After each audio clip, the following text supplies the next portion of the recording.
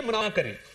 कल उनके साहबजादे ने एक बयान दिया सिर्फ मुतनाज़ा बनाने के लिए चीजों को।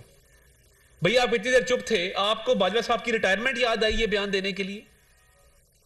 सिर्फ उनको भी मुतनाज़ा किया और पंजाब के सारे प्रोसेस को भी मुतनाज़ा किया और साथ साथ इमरान खान साहब की पार्टी को भी मुतनाज़ा कर गए, अपनी साख बचा ली कि जी हम जो हैं वो बिल्कुल ठीक खड़े हैं। अब ये मोहम्मद साहब ने इस बयान की टाइमिंग इसलिए चुनी क्योंकि उनको पता है कि पंजाब में असेंबलियां तहलील होने जा रही हैं और बाप बेटा बहुत सारी चीजों का एडवांस ले चुके हैं।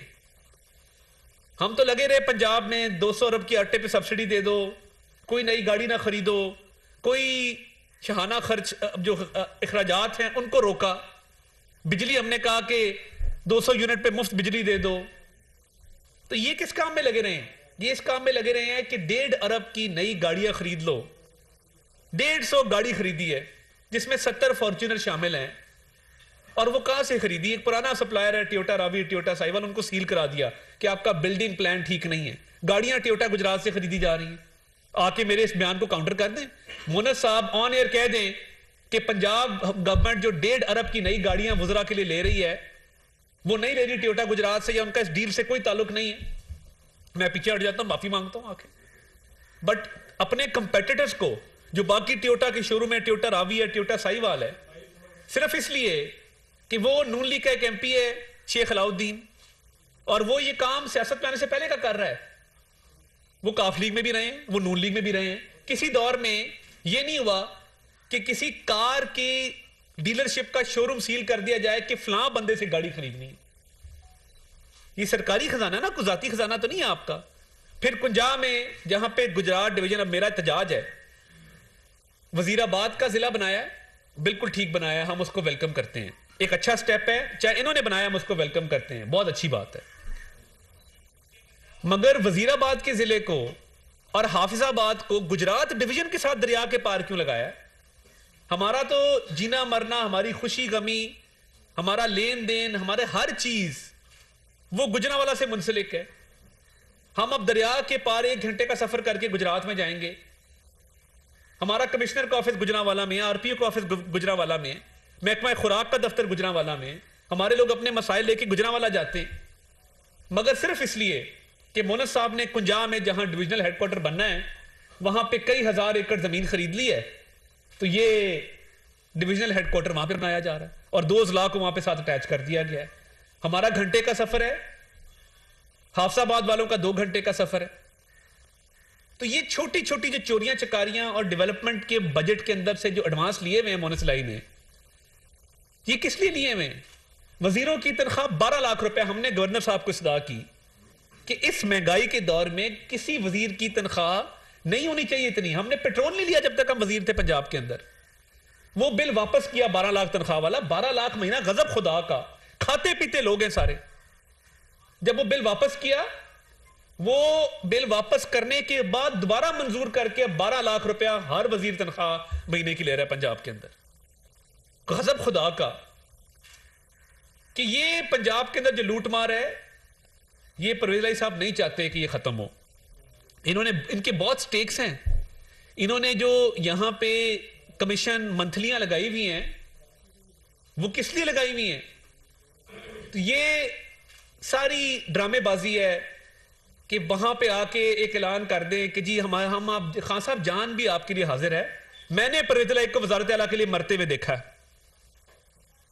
दुआए खैर जब हम कह के आए और दुआए खैर सबके सामने हुई, कलाम पढ़ा गया, अल्लाह का कलाम पढ़ा गया, जिसके बाद ये मुकर गए, वो एक अलग बात है। मगर सुबह मुझे परवेज अली साहब ने 9 बजे फोन किया, हेलो तरीके अदम एतमाद जमा कराइए आपने बुजदार साहब के खिलाफ। मोहम्मद खान भट्टी ने मेरी बात कराई। मैंने कहा जी वो बुजदार साहब के खिलाफ जमा 9:30 का टाइम है। वो खुदा दे बंदे, खान पागल है, असेंबलियां तोड़ देगा, कोट अनकोट। खुदा दे बंदे हो, खान पागल है, असेंबलियां तोड़ देगा। तुसी बुजदार दे खिलाफ जमा कराओ तरीके अदम एतमाद। हमारे बंदे सीढ़ियां चढ़े थे असेंबली की, 9:30 दोबारा कॉल आ गई। वो बुजदार की क्या बना तरीके अदम एतमाद का? मैं कहा जी बंदे पौड़ियां चढ़े ना, अंदर जान दो, जमा हो जाती है। हमने जो जमा कराई थी परवेज साहब के कहने पे कराई थी कि इमरान खान असेंबलियां ना तोड़ सके, और ये दुआए खैर के बाद अगली सुबह की बात है और तरीके अदम एतमाद आ गई, वो तो अलग बात है कि बुज़दार साहब का इस्तीफा भी आ गया, मगर ये असेंबली तब नहीं तोड़ना चाहते थे। ये चाहते थे कि ये अगर असेंबली तोड़ दी तो गड़बड़ हो जाएगी, मेरी घर आई वजारत आला को ठोकर लग जाएगी। एक शख्स जो सैलाब में ना गया हो मगर कमाई के लिए यहां पे 8 क्लब 7 क्लब में दफ्तर खोले हो, कमीशन एजेंट हो, जिस तरह हॉकर नहीं होते, रेट लग रहा होता है, पोस्टिंग ट्रांसफर 2 लाख, उसके ऊपर फिर हर ग्रेड का एक अलग रेट है। तो ये इमरान खान साहब ने सही कहा था, पंजाब के सबसे बड़े डाकू हैं। इतनी हिर्स, लालच और हवस है इक़्तिदार की कि अब फौज को दोबारा बदनाम करने पे आ गए कि जी वो बाजवा साहब ने तब कहा था, मैं अल्लाह वल्लाहु आलम, अल्लाह जानता है बेहतर। मगर आप क्यों मुतनाजा कर रहे हैं जब वो खुद कह गए कि फरवरी के बाद हम बिल्कुल न्यूट्रल ए पॉलिटिकल हो गए थे, हमारा सियासत से कोई ताल्लुक नहीं है। तो उसमें कल मुनिस इलाही साहब ने एक मुतनाजा बयान दे के हालात का रुख मोड़ने की कोशिश की कि इतना तनाजा बढ़ जाए और चीजें उस तरफ चली जाए कि यहां पे सब गुडमुड हो जाए और असेंबलियां तोड़ने की नौबत ना आए, डिस्कशन ही चेंज हो जाए। तो मैं समझता हूं कि ये मुनिस इलाही पहले भी दुआए खैर के बाद अपने वालिद को जब इसने गुमराह करके तो वज़ीर आला नहीं बनने दिया और हम पंजाब में हुकूमत में आए, फिर एक अदालती ऑर्डर के जरिए वालिद वज़ीर आला बने, तो ये जब भी कोई खेल किसी तरह बनता है तो ये बिगाड़ने में सबसे बड़ा हाथ इसका होता है। तो मैं मामले में बड़ा क्लियर हूं कि ये मुनिस इलाही साहब जो हैं और इनके वालिद गिरामी ये नहीं चाहते कि पंजाब की असेंबली टूटे। हमारे पास कई कानूनी ऑप्शंस मौजूद है, हमारे पास एतमाद के वोट की ऑप्शन है, उसकी भी तैयारी है, तरीके अदम एतमाद है, उसकी भी तैयारी है, कोर्टों में हमारे केस लगे हुए। हमारे एक वफ्द ने लाहौर हाई कोर्ट के चीफ जस्टिस से भी मुलाकात की, उनसे रिक्वेस्ट की कि जो 18 बंदे सस्पेंड हैं उनकी बहाली के हवाले से जो केस है उसको जल्द से जल्द लगाया जाए। सुप्रीम कोर्ट में एक रिव्यू पेंडिंग है, तमाम ऑप्शन मौजूद हैं, मगर हिकमत अमली अपनी अपनाएंगे उनकी मूव देख के, और देखें वो क्या फैसला करते हैं, किस हवाले से करते हैं, वो उनकी मर्जी है।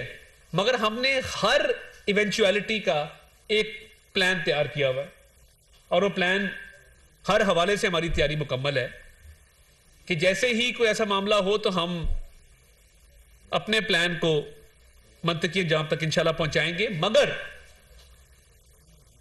हद्दुल वसा कोशिश ये है कि असेंबलियां ना टूटें, क्योंकि हम जमहूरी ज़हन के लोग हैं, हमने हमेशा ट्रांजिशन ऑफ पावर पीसफुल किया है।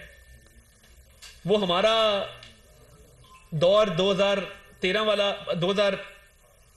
वाला जब शुरू हुआ तो पीपल्स पार्टी से हमने ट्रांजिशन ली और बड़ी पीसफुली ली, और हमारा मिसाके जमहूरियत के अंदर भी ये था कि असेंबलियां आईनी मुद्दत पूरी करेंगी, हमेशा से ही हमारी सोच रही है। मगर अगर ये समझते हैं कि असेंबलियां हर हाल में तोड़नी है, हमारी अवलीन कोशिश है कि ना टूटें। अगर ये तोड़ते हैं तो हम इंतखाबात के लिए भी मुकम्मल तौर पे तैयार हैं।